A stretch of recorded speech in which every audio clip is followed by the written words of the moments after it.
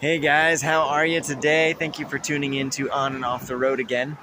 I had the privilege of bringing out a 2022 R18 Classic today. You can see that over my shoulder. And I'm going to do a walk around on that and wanted to share a few thoughts before I do that. I've had a lot of interaction with people that have ridden these bikes, bought them and or test ridden them, and it's kind of an interesting round of feedback that I've heard, and more positive than negative.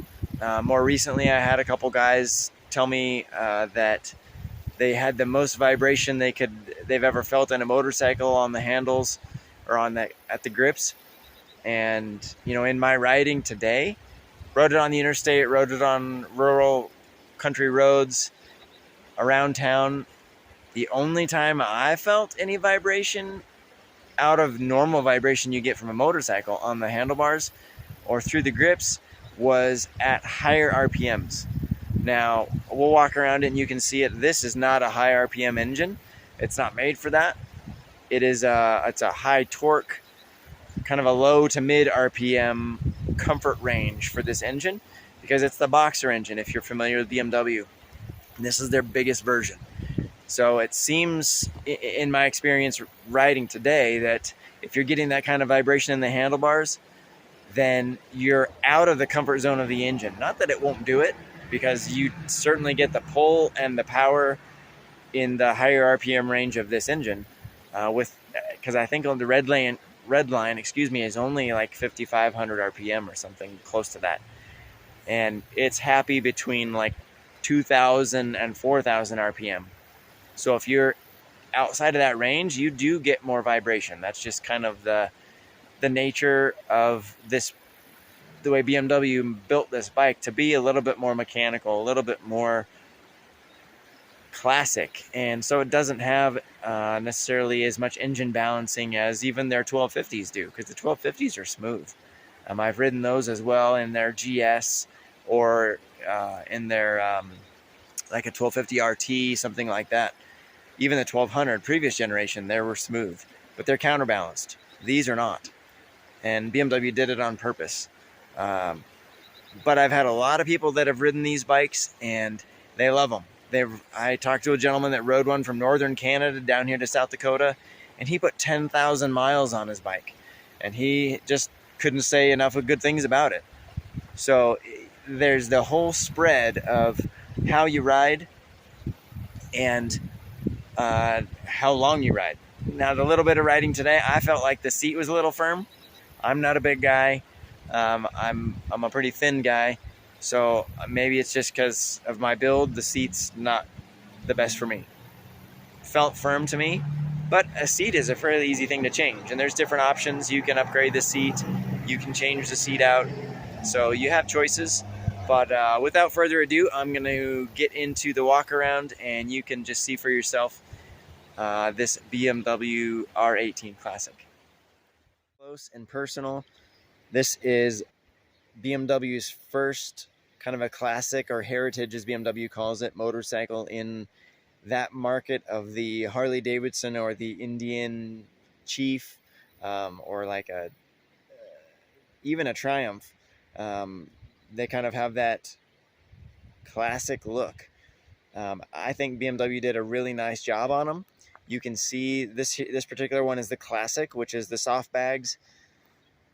Pretty basic. It just has a single gauge speedometer, and I'll show you that here a little bit closer. But you can see, on the front, you've got headlight, some driving lights, your signals. If you go with the standard, which doesn't have a windshield, doesn't have bags, it's just a single front round headlight. Does have LED lights, so you still get some of that BMW technology in there, but it's pretty classic, pretty bare bones, pretty simple. Although you do have ABS and traction control. It is a 6-speed. You can see here you also get a heel toe shifter right there. This one also right above there, you can see that little port. That's actually a 12-volt port if you want to plug in heated gear or something like that. That's sort of a European standard. But this one, actually being the Classic, has floorboards instead of foot pegs.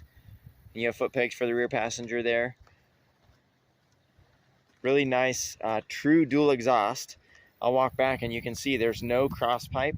They actually, you can see on the front of the engine there, they just go from each head straight on back. There's an oil cooler hidden there in between, you can see. So it is an air-cooled, oil-cooled engine. And really clean, really nice. Does have a electronic load leveling suspension, so if it's a single rider, two rider loaded, it keeps the bike level all the time. It's one thing really cool that BMW has done on these. And they are shaft drive. I'll get around here and you can hopefully see it. The side bag sort of hides it, but it has a nickel plated exposed drive shaft there, and you can see it. You can't really see it on the hardbag version, the R18B or the Transcontinental, which is the full touring pack. Does have cruise control, does have heated grips. You can see here, there's the heated grips, and you turn the bike on by that button right by the heated grips where it says power. Your kill switch there, your simple single bezel there, no tack, just speedometer, and very simple gauge below. It gives you a few minimal indicators there. But over here you can see you have cruise, your hazards. You do have riding modes and certain menu options you can go through that do show up on the little cluster. And without further ado here, let's fire this thing up and you can hear what this big boxer sounds like. So you engage it here. Now this is going to be a little bit difficult because on this engine, BMW does make it as a safety thing. You have to have both hands on the bike. So you have to pull in the clutch to be able to start it because of the torque of the engine. And so I'm going to actually have to hold the bike and I'll be right back. And there it is. You can see the basic cluster down there. This still has the protection on the screen, so that's why it looks a little bubbly, since this is actually a new bike. It only has 20 miles on it. You can see it's in the roll mode there, and you can change that to be rock, rain, or roll. Rock is generally what most people ride in.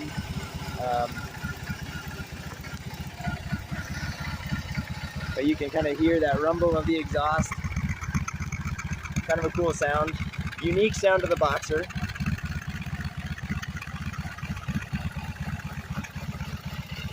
But you can see the torque, the bike moves, and I'm going to rev it and you'll be able to see the bike move even more and hear it.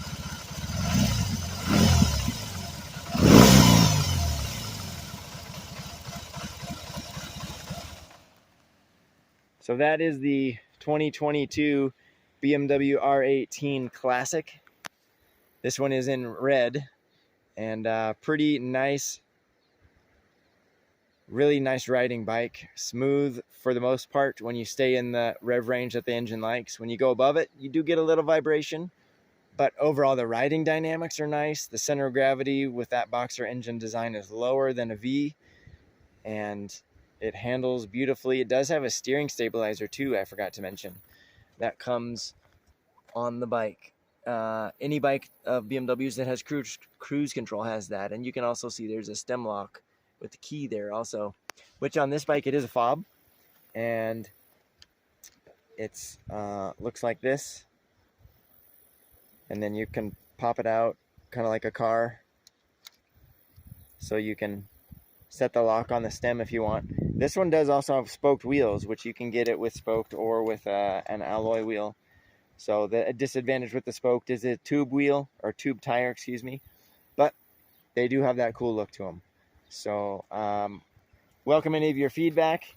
Let me know what you think. Have a great day. Be blessed. And I wanted to share with you after riding a little bit longer on the interstate. There were a number of people I talked to that had questions about serviceability, and because it's a BMW and things like that. And you know, I actually talked to a master service tech at a BMW dealer, and So the service intervals on these BMWs is break-in services at 600 miles or thereabouts, and then 6,000 miles after that. Then 12,000, I think, is your first valve inspection. So valve inspections are at 12,000 mile intervals, so 12, 24, 36, and so on. And he's never had to actually adjust one, like under 60,000 miles. More like 80 to 100,000 is when he sees, he's got to adjust it because it's slightly out of spec. So maintenance on these, people think that the misnomer is that they're expensive and, you can't get parts and things like that. Yeah, that's not true. BMW parts are pretty readily available. Cost-wise, they're not really any different than an Indian or a Harley or a Yamaha or any of that, because they all have a cost. And I can't say that any of them are necessarily cheap. So the nice thing about the BMWs is their fit and finish is really good. They have a 3-year, 36,000 mile warranty, and they just, BMW being a car manufacturer, I think adds to it. Their quality control is not your typical standard of the motorcycle industry. BMW does a really good job. Very, very rarely does one come in and it has a quality problem.